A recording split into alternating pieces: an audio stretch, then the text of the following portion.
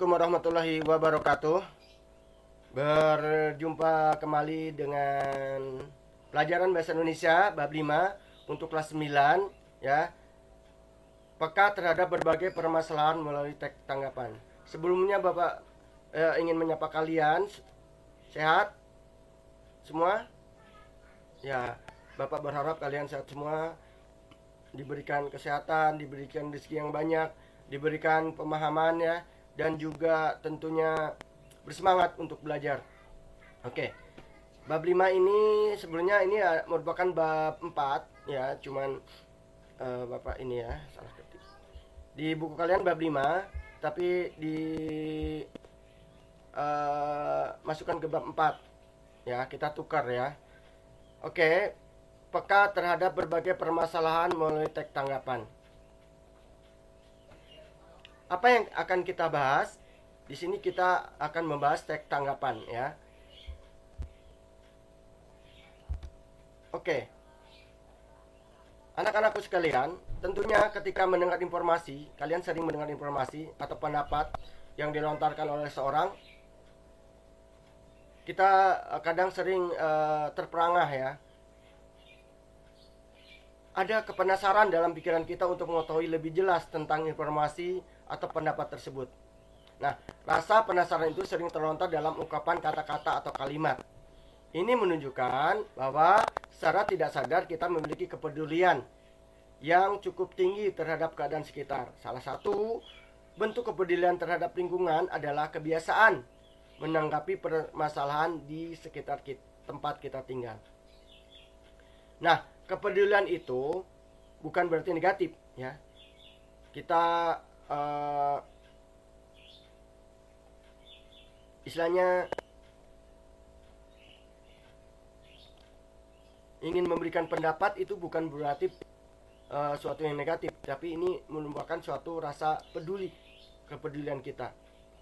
Nah, kepedulian itu harus tetap kita tumbuhkan agar kita menjadi seorang yang peka terhadap lingkungan dan menjadi kebiasaan. Bukan berarti kita ingin mengkritik terus, tapi tentunya untuk memberikan sebuah masukan agar bisa menjadi lebih baik lagi. Nah, poinnya adalah kegiatan memberikan pendapat atau tanggapan merupakan bentuk tanggapan terhadap sesuatu yang menunjukkan bahwa kita peduli ya. Bahwa kita peduli, menunjukkan kita peduli. Kita belajar pengertian dulu ya. Pengertian teks tanggapan. Teks tanggapan ini merupakan teks yang berisi pendapat berupa kritikan ataupun pujian tentang berbagai hal, seperti peristiwa, fenomena, karya, ucapan, atau perbuatan seseorang.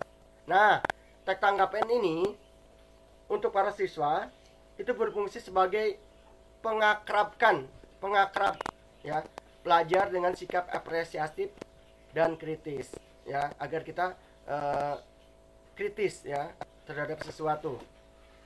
Kita logika kita jalan ya, dan memberikan yang terbaik untuk lingkungan.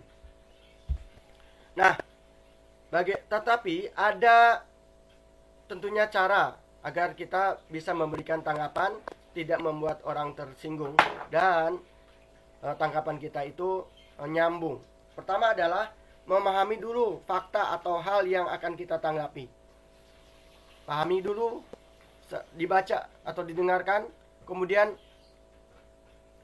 kita juga dalam memberi pandangan dan gagasan tentunya harus memiliki daya dukung yang yaitu data yang akurat. Kemudian referensinya, pandangan-pandangan kita itu kita tulis dengan dasar dan referensi yang tepat.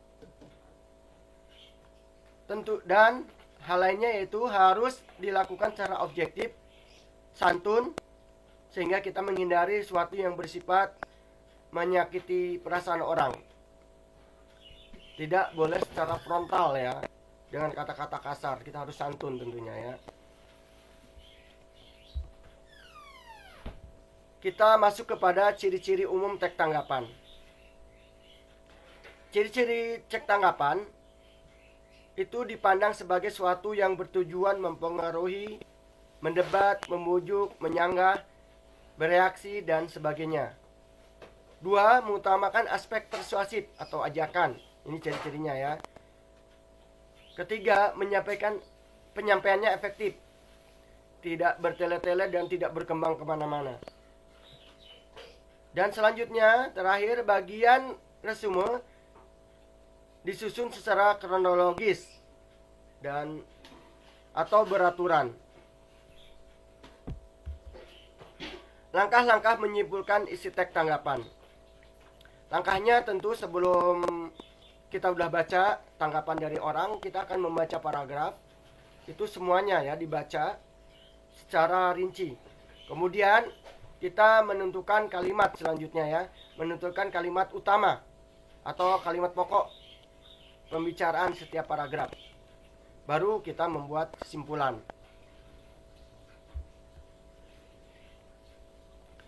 Ada kriteria dalam membuat simpulan. Pertama, kesimpulan ini merupakan hasil analisis dari paragraf yang sudah dibaca. Ya, jadi baca dulu. Berkali-kali dibaca ya. Dan simpulan juga harus menggambarkan isi dari paragraf. Walaupun bentuknya kesimpulan, tetapi harus menggambarkan isi dari seluruh paragraf tersebut. Dan simpulan juga hanya berisi hal-hal yang terdapat dalam paragraf, ya. Tidak boleh keluar konteks, keluar dari apa yang kita baca. Nah, demikian mungkin pelajaran ini. Kita akan lanjutkan struktur pada pertemuan selanjutnya. Assalamualaikum warahmatullahi wabarakatuh.